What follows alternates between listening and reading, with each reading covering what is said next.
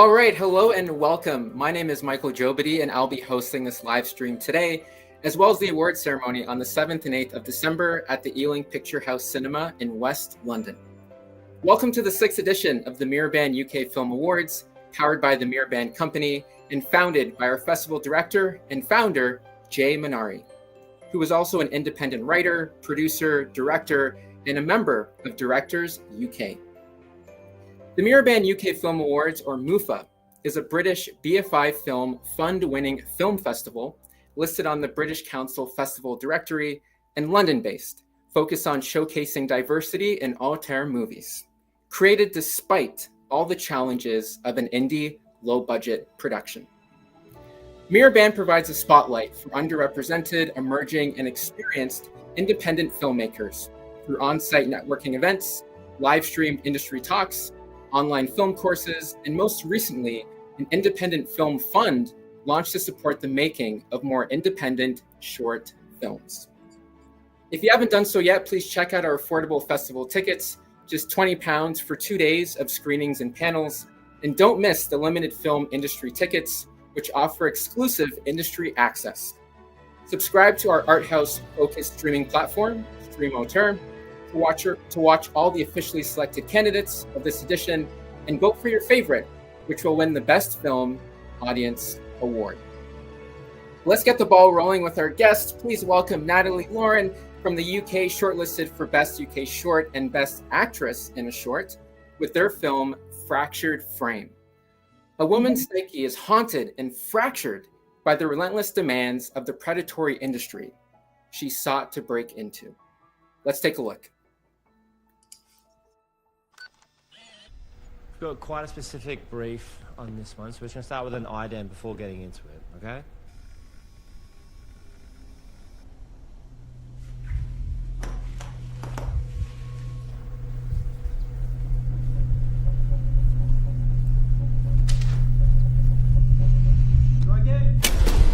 Bravo, take one.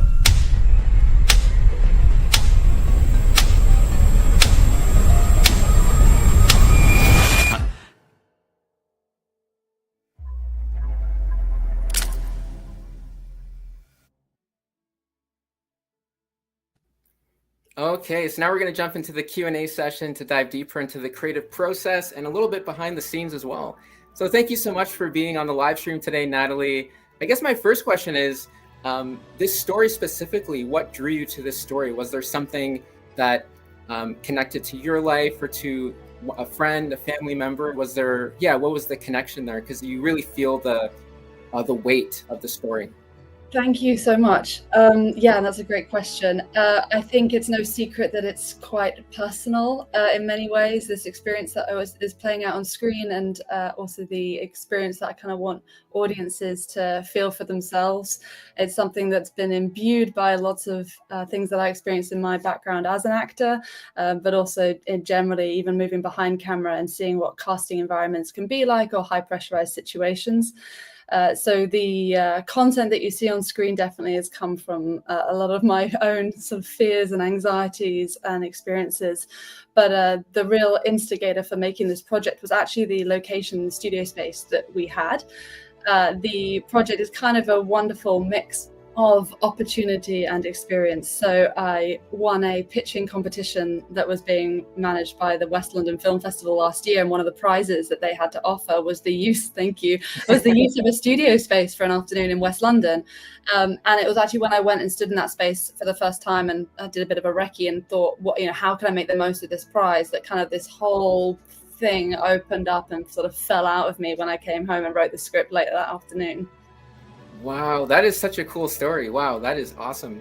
And I guess a follow-up question, based off the room you're talking about, the environment, the resources, how did you figure out what resources to prioritize based off whether it's like timing constraints, budgetary constraints? How did you kind of create that strategy to ensure that you finish on time, and for all the aspiring creators out there? Definitely. I mean, well, it's 100% an indie project through and through. I mean, we knew that we had the space for a day, and then I sort of did a lot of research about what might be feasible in that time. So I knew a script of kind of 5 or 6 pages, given that we were one location, would be really pushing it. In terms of keeping schedule on the day, then like a fantastic first AD was really essential. And a good friend of mine, Alberto Leis, did that for us, and he was very much the one that could keep us on time during the day when things inevitably go in all kinds of different directions. But I think the other piece of big advice I'd probably have is making the most of what's around you, which I think is imbued in the heart of this film from start to finish. You know, the location that we had, and then what was available at that location. So we knew we were in a studio, and we didn't, have the facilities or the funding to be able to dress it as anything other than a studio. So how can we make creative use of what's already in that room? And things like the camcorders that you just saw in our teaser, and the I think they're called CRT monitor screens. I'm not sure, the old school TVs, things like that were things that were in the space that I'd seen on my recce. So when I was going home to write a script that was feasible to shoot, it was about bringing all of that stuff together so that we could make an achievable film on the day. Wow, I feel like that is a perfect crash course into managing budgets and resources. Thank you so much. I'll hand it over to Jay if he has any questions for you as well. Yes, of course. Well, it's good to see some of the finalists of the Mirabel Independent Film Fund as well to make it to the finalist stage at the festival. So it's definitely a story that resonates with the core values of Mirabel. So we're glad to have you here. And it's nice to see that it's a personal story, and a personal story that re-elaborated to become a universal one. Because, sometimes, you get a lot of criticism to put your story back in the big screen, and as if it was some sort of narcissistic attempt. But the truth is, there are stories that just resonate with everybody, and it's your story to tell, and to find out who feels the same way. So I commend you for trying and bring up such a personal, delicate experience. And, actors, we were speaking with another director before, a producer, writer, who was talking about mental health. This also definitely follow the wave of the same kind of situations, especially actors get a lot of rejection, and they get sort of, I don't know how you guys do it, but you get trained to get rejected and to, live in peace with it. But just to summarize, to make it easier for my question, and obviously I'll let you reply and comment on that. What was the co-directing experience? Because it's very unusual, especially on a short, to embark on such a commitment, and it's hard, especially if you have a bold personality, which I sense you have, to co-direct someone else. Yes. Oh my gosh, I have so many things I'd love to touch on what you said. Yes, it is very much a personal story. It's come from personal experience, but I love that you picked on that there's a lot of universal themes within that. I think starting from like what I know and what I fear and feel, I knew that everything that I put on screen would be authentic, but that it would reach other people. And my favorite thing is that whether someone's like, I've had lawyers, I've had VFX artists, anybody that's in a like performative capacity where there's intense competition, I think will resonate with what we're putting on screen when you're trying desperately so hard to get approval or be what people want you to be, and you end up like kind of putting this mask on yourself and lose the real you beneath. That's kind of the essence of what this film is getting about. So thank you for bringing that up.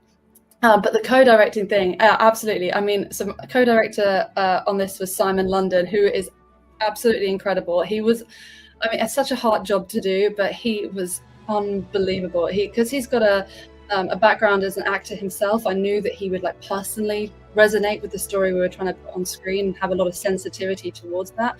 But he's also trained as a director and a photographer, so he had so many of the technical skills that personally, me coming from just sort of very small bits of filmmaking and mostly acting, lacked. So he was an amazing addition to the project that really made it what it is, because he could really plug the skills that I couldn't bring. But even further than that, his I think sensitivity, and in that role to take and be such a big part of a project that is so personal to me, but then kind of lead that, particularly on the day. Obviously I'm in front of camera, and it was really like for him to take this kind of baby that I'd created and protect it and nourish it and make it even better.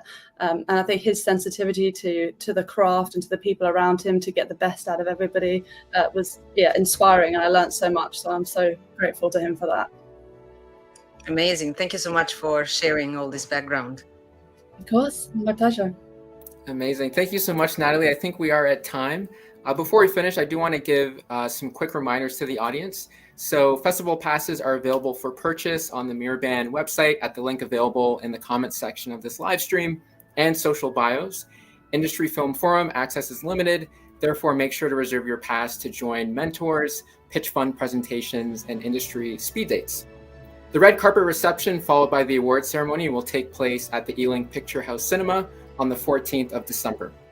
This is when all the winners will be announced and where the Mayor of Ealing will be presenting the Best UK Short and UK Feature Awards.